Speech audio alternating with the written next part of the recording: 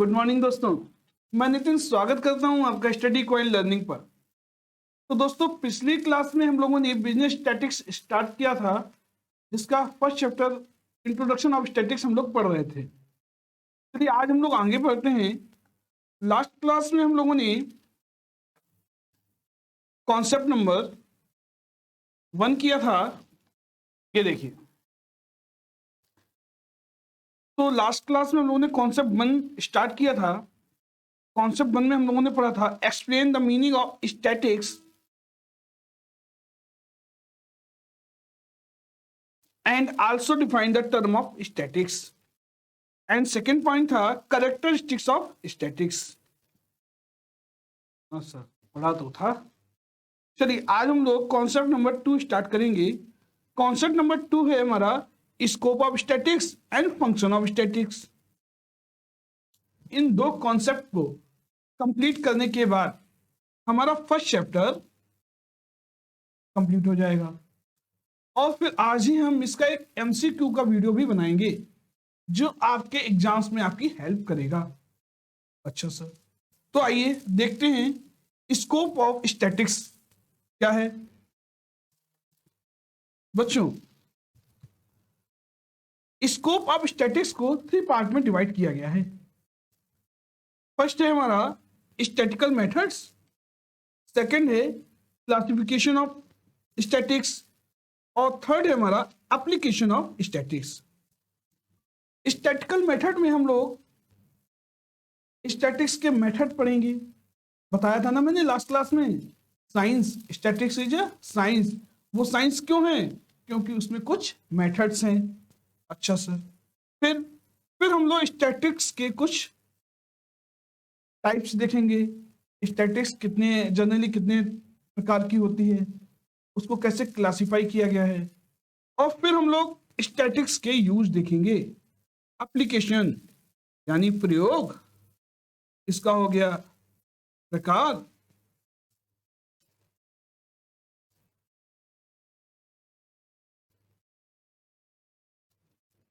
और ये हो गया विधियां। हिंदी के बच्चों के लिए ये 3 बातें हम लोग आज सीखेंगे। अच्छा सर, क्या है सर? देखो बच्चों, याद करो, कल मैंने कुछ पढ़ाया था। Statics is a science in singular sense. Statics की जब मैंने डेफिनेशन पढ़ाई थी तो 2 सेंस में पढ़ाई थी, एक प्लूरल और एक सिंगुलर। प्लूरल में क्या था? Statics is a statistical data, and singular में क्या था? Statics is the science. Sir बताई तो थी। साइंस क्यों है? देखो बच्चों, statistical method are those methods which are used in clarify numerical data। statistical method वो मेथड हैं जिनके द्वारा हम लोग न्यूमेरिकल डाटा को क्लियर करते हैं, समझते हैं। अच्छा सर, और सर क्या है? These methods simplify the complicated fact, जो कठिन तथ्य होते हैं उनको सिंप्लीफाई करता है, and highlight the basic truth existing in these fact, और इन फैक्ट्स में जो इंपॉर्टेंट है उनको हाईलाइट करता है।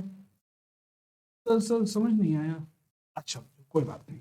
देखो, स्टैटिकल मेथड उन मेथड्स को कहते हैं जो न्यूमेरिकल डाटा को क्लियरिफाई करें, मतलब हमको समझाएं और समझने योग्य बनाएं। अच्छा सर, और उस बहुत सारे डाटा को जो आसानी से समझ में नहीं आ रहा है उसको ऐसे प्रेजेंट करें कि वो समझने में आसान हो जाए। अच्छा, और उनमें जो इंपॉर्टेंट चीज है, जो इंपॉर्टेंट फैक्ट्स हैं, उनको हाईलाइट करें। अच्छा सर, तो सर ये कैसे करेंगे? जो स्टैटिकल मेथड है, ये दोनों काम क्लैरिफाई, हाईलाइट और सिंप्लीफाइड, ये कैसे करेंगे बच्चों? इसके लिए वो क्या करते हैं, सबसे पहले कलेक्शन ऑफ डाटा, सारे डाटा को कलेक्ट करते हैं, जहां से भी उन्हें जानकारी मिलती है जो उनके काम की हो उसको कलेक्ट कर लिया। फिर ऑर्गेनाइजेशन ऑफ डाटा, इसको एडिटिंग भी बोलते हैं, एडिटिंग ऑफ डाटा। फिर उस डाटा को एडिट करते हैं जिससे कि उसको सिंप्लीफाइड बनाया जा सके और ऐसे प्रेजेंट करते हैं जो आसानी से समझ में आ जाए। अच्छा सर, फिर सर क्या करते हैं? फिर उनका एनालिसिस करते हैं, इंटरप्रिटेशन, विश्लेषण, उनका एनालिसिस करते हैं, प्रोसेस करते हैं और फिर फॉरकास्ट करते हैं, पूर्वानुमान लगाते हैं। अच्छा सर, ये, हाँ बच्चों, बस यही कुछ मेथड्स लगाए जाते हैं किसी भी न्यूमेरिकल डाटा को सिंप्लीफाई करने के लिए। और देखो क्या क्या करने के लिए लगाते हैं, सिंप्लीफाई करने के लिए और क्लेरिफाई करने के लिए और हाईलाइट करने के लिए। अच्छा सर, समझ में आ गया।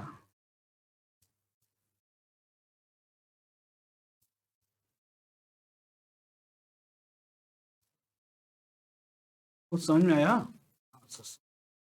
तो स्टैटिस्टिकल मेथड्स क्या हैं?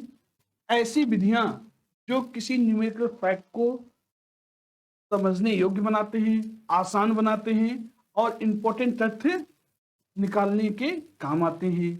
कैसे वो ये काम करते हैं? डाटा को कलेक्ट करके, उसको ऑर्गेनाइज करके, उसको प्रेजेंट करके और इंटरप्रेट करके और कुछ चीजों में उसका पूर्व अनुमान लगाकर, फॉरकास्ट करके। अच्छा सर, समझ में आ गया, ठीक है ना? चलो अब नेक्स्ट देखते हैं, क्लासिफिकेशन ऑफ स्टैटिक्स। बच्चों, स्टैटिक्स को टोटल हम लोग 3 पार्ट में डिवाइड करते हैं। अच्छा सर, 3 पार्ट में डिवाइड करते हैं, सर कौन कौन से पार्ट हैं बताइए जरा। देखो, सबसे पहला पार्ट है डिस्क्रिप्टिव। अच्छा सर, फिर सर क्या है? फिर है इंडक्टिव। सर फिर क्या है सर? अप्लाइड। तो सर इनको हिंदी में क्या कहते हैं? देखो बच्चों, इसको हिंदी में कहते हैं विवरणात्मक।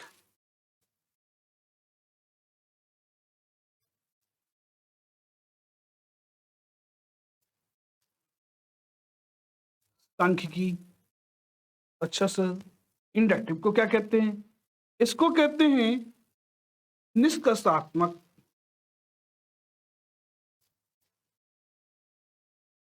अच्छा सर, इसको क्या कहते हैं सर? इसको कहते हैं अप्लाइड, व्यवहारिक। बस सर, ये 3 ही पार्ट होते हैं स्टैटिक्स के। हाँ बच्चों, स्टैटिक्स को जनरली हम लोग इन 3 पार्ट में डिवाइड करते हैं। वैसे तो यूजेज के आधार पर अब स्टैटिक्स के कई पार्ट हैं। इकोनॉमिक्स की अलग होती है, मैथ की स्टैटिक्स अलग होती है, साइंस की अलग होती है। पर जनरली जो बिजनेस स्टैटिक्स है या जो स्टैटिक्स है, उसको हम लोग उसके नेचर के टाइप से 3 पार्ट में डिवाइड करते हैं। फर्स्ट कौन सा था? Descriptive. Second inductive. Third applied, Hindi में विवरणात्मक। सेकेंड कौन सा है? निष्कर्षात्मक। और थर्ड कौन सा है? व्यवहारिक। हाँ सर, आप कुछ कुछ समझ में आ रहा है। चलो बच्चों, डिस्क्रिप्टिव स्टैटिक्स किसको कहते हैं? आओ ना बच्चों, हम बता रहे हैं। देखो, descriptive statics related to numerical data और फैक्ट। सबसे पहली बात, डिस्क्रिप्टिव जो स्टैटिक्स है ना, वो रिलेट करती है न्यूमेरिकल डाटा से। सर, स्टैटिक्स तो न्यूमेरिकल डाटा से ही रिलेट करती है।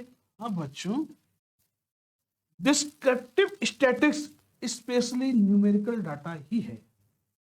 जितने भी काम आपके न्यूमेरिकली होते हैं वो सर डिस्क्रिप्टिव स्टैटिक्स में आते हैं। अच्छा सर, और sir such data are collected either by counting और by some other process of measurement.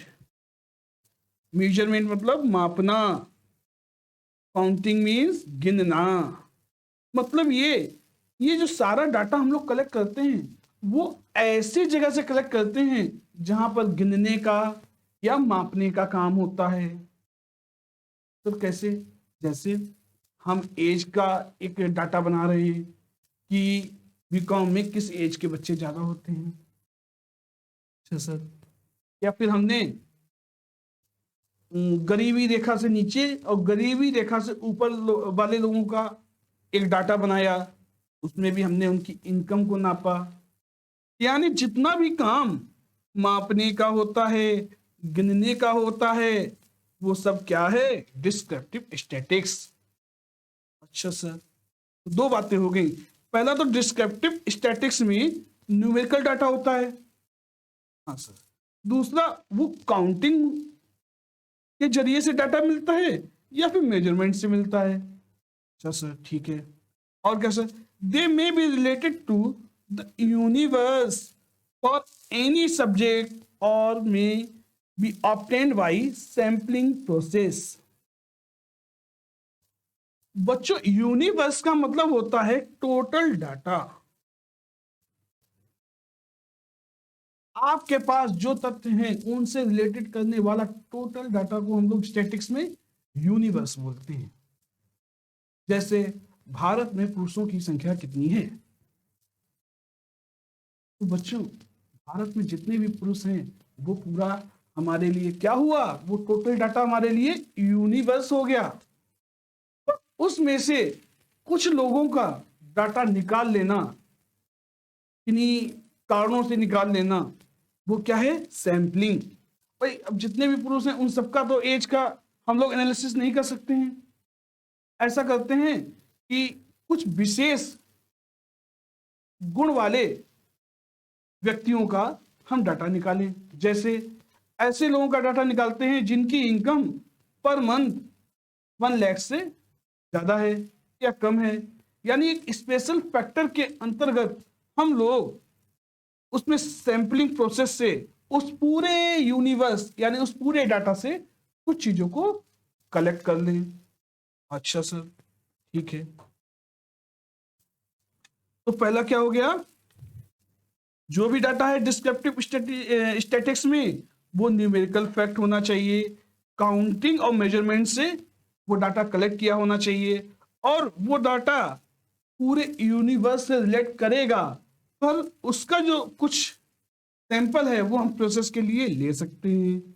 अच्छा सर, और सर क्या? और सर क्या?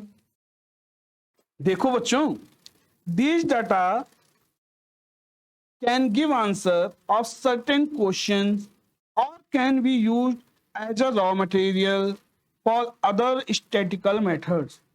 ये जो डाटा होगा, या तो इस डाटे से आपको कुछ ना कुछ आंसर मिल जाएगा, वरना एज ए रॉ मटेरियल किसी अनस्टैटिकल मेथड के लिए आप इस डाटा को यूज कर सकते हो। अच्छा सर, ठीक है।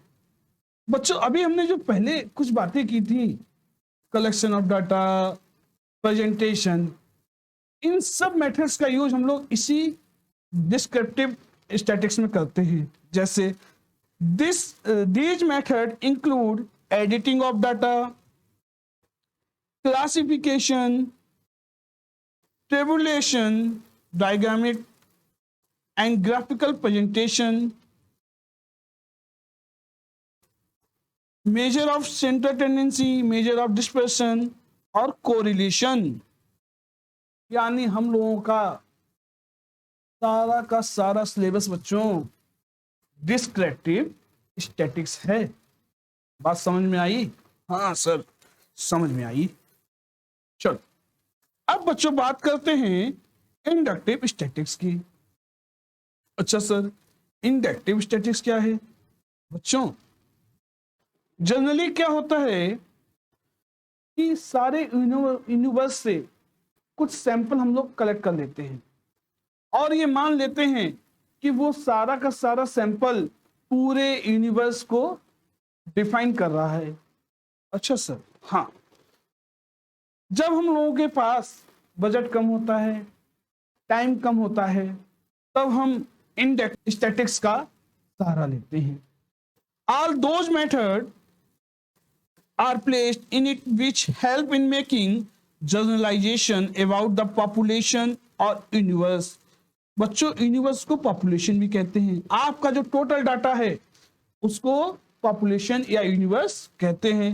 और इस पॉपुलेशन एंड यूनिवर्स से हमने क्या किया, कुछ सैंपल कलेक्ट कर लिया। सर समझ में नहीं आया? अच्छा बच्चों देखो, कभी ब्लड टेस्ट करवाया है? हाँ सर करवाया है।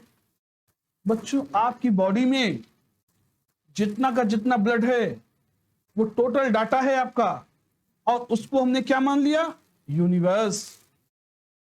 जब पैथोलॉजी वाले सर आपके बॉडी से कुछ ब्लड यानी ब्लड का सैंपल निकाल लेते हैं,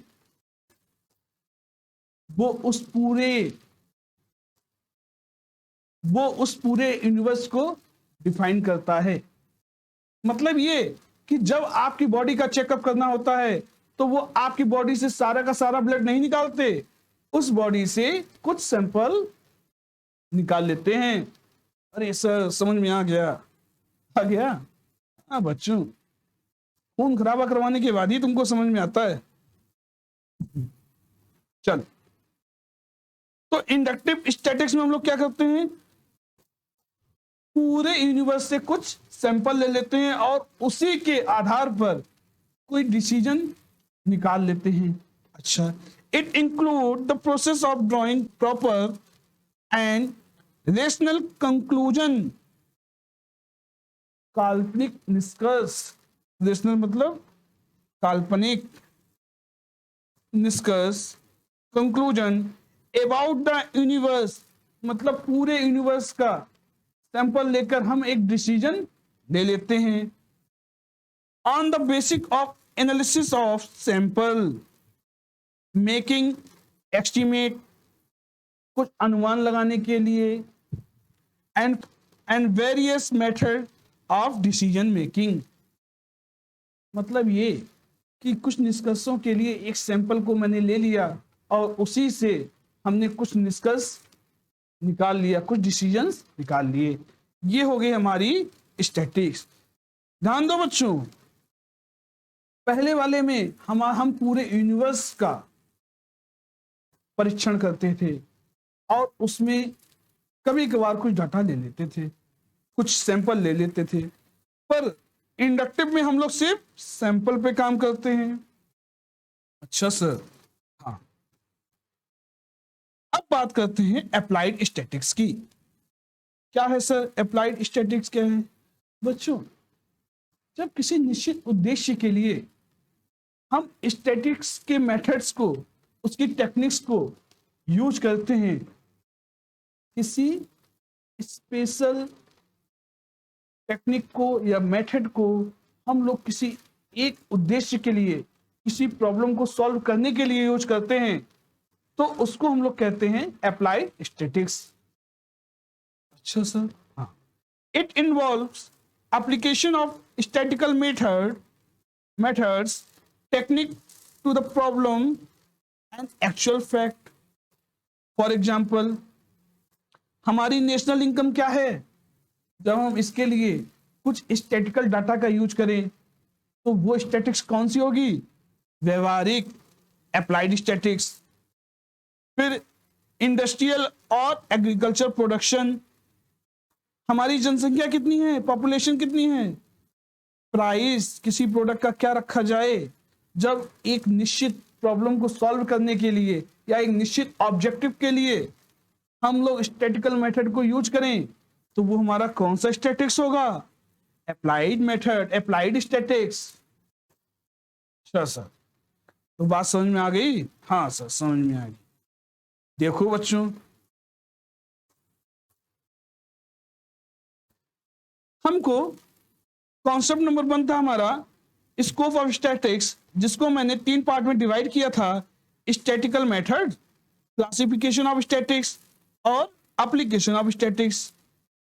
स्टैटिकल मेथड में हम लोगों ने पढ़ा collection of data, organisation of data, presentation, interpretation और फॉरकास्टिंग।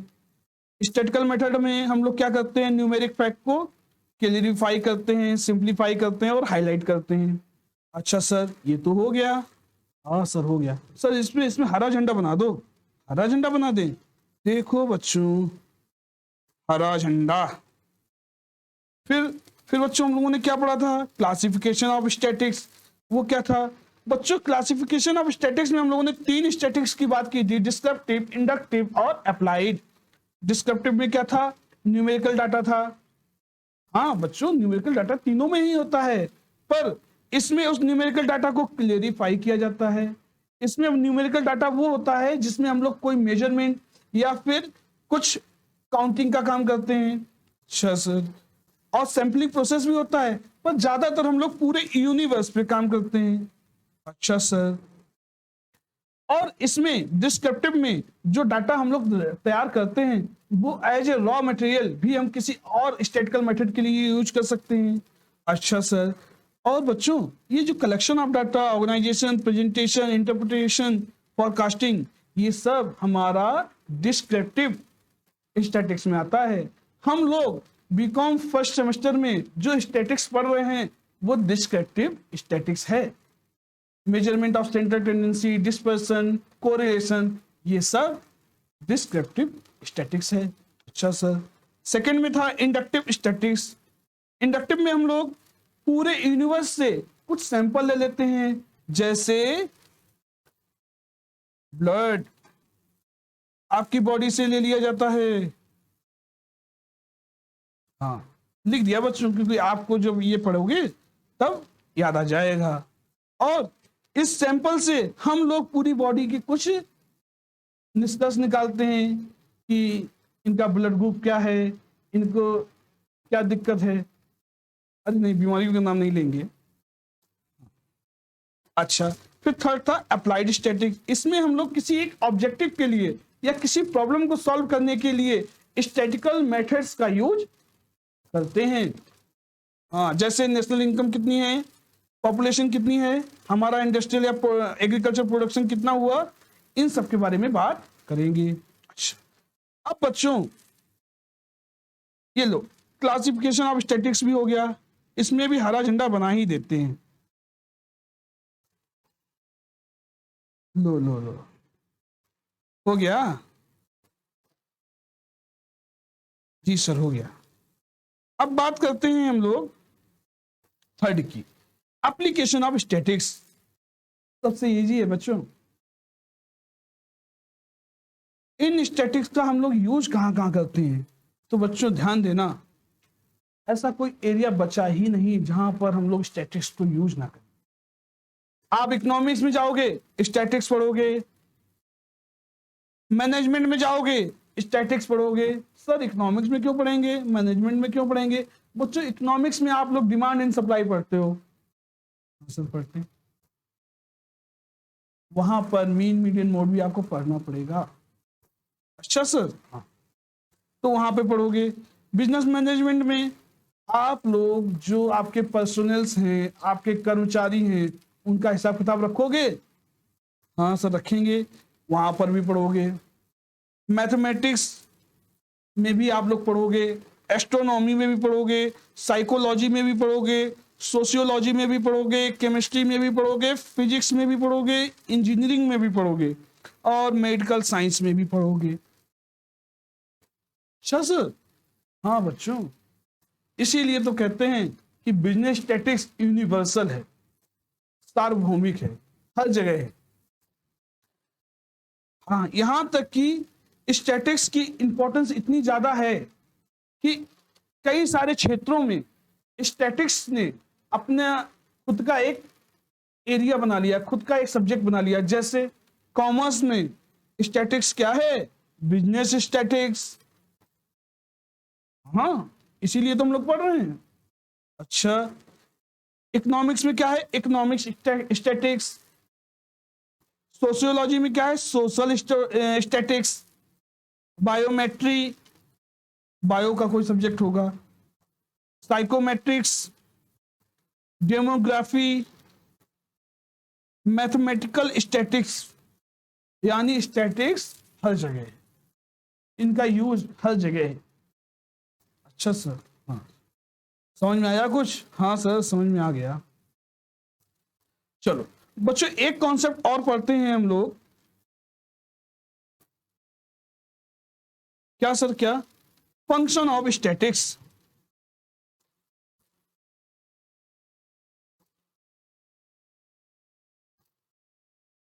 बस बच्चों चैप्टर फिनिश। अच्छा सर, हाँ बच्चों फास्ट ट्रैक कोर्स है ना, अब हम लोग और जल्दी चलेंगे। सबसे पहले आपको स्टैटिक्स का मतलब समझना बहुत जरूरी था, इसीलिए स्लो थे। अच्छा सर, हाँ देखो स्टैटिक्स के क्या क्या फंक्शन है। सबसे पहला फंक्शन है न्यूमेरिकल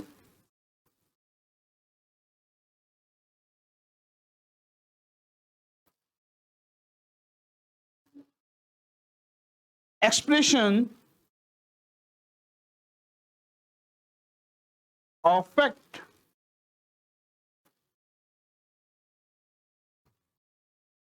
स्टैटिक्स के माध्यम से हम लोग किसी भी डाटा को न्यूमेरिकली प्रेजेंट करते हैं, किसी भी फैक्ट को हम लोग न्यूमेरिकली प्रेजेंट करते हैं।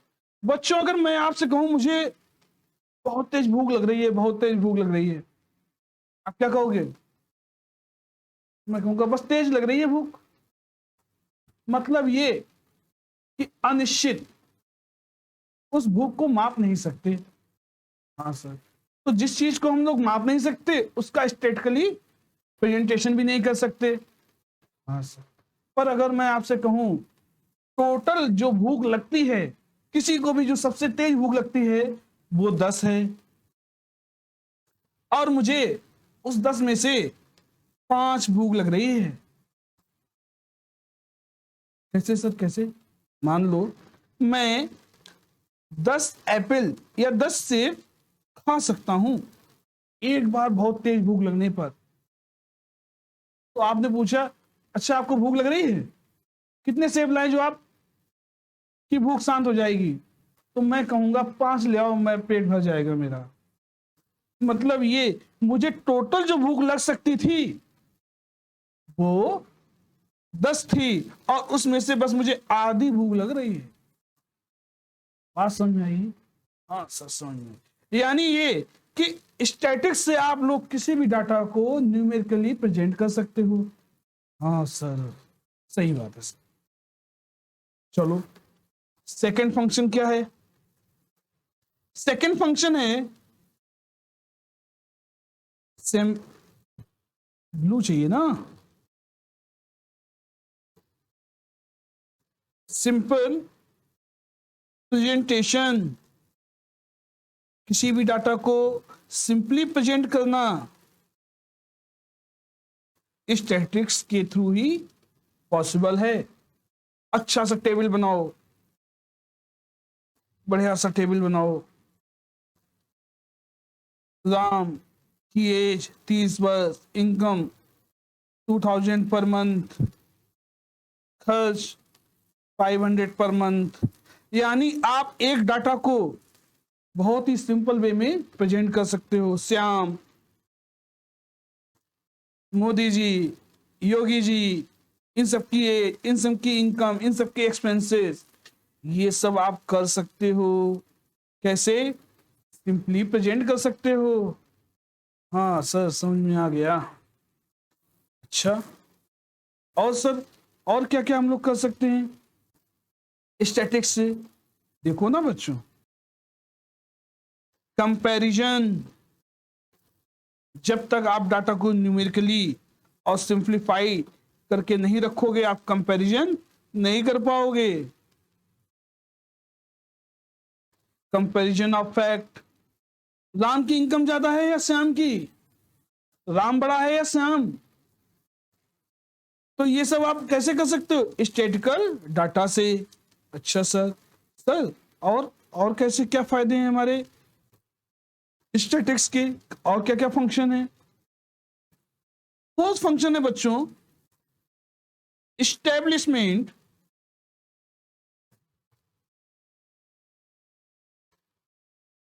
Of relationship. जब दो या दो से ज्यादा लोगों का डाटा आपके पास होता है तो आप उनके डाटा पर क्या कर सकते हो, एक रिलेशन मेंटेन कर सकते हो। राम बड़ा है या छोटा बच्चों, यानी स्टैटिक्स के माध्यम से आप उन दोनों के रिलेशन को मेंटेन कर सकते हो।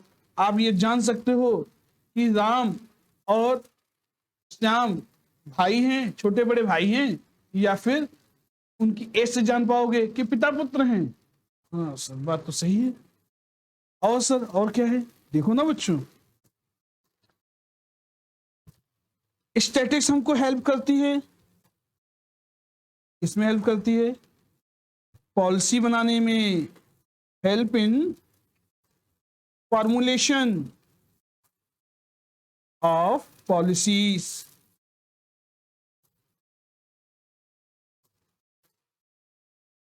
अच्छा सर, और सर क्या, और क्या सर, देखो estimation and forecasting of facts. मतलब ये कि हम लोग कुछ तथ्यों का पूर्वानुमान लगा सकते हैं, अंदाजा लगा सकते हैं। अगर हमने राम की 5 वर्ष की इनकम के डेटा को एनालाइज किया, हर साल उसकी इनकम 2000 या 10% इंक्रीज हो रही है, तो हम लोग 5 साल के डाटा को देखकर ये अंदाजा लगा सकते हैं ना कि अगले साल भी उसकी इनकम बढ़ेगी। हाँ सही बात।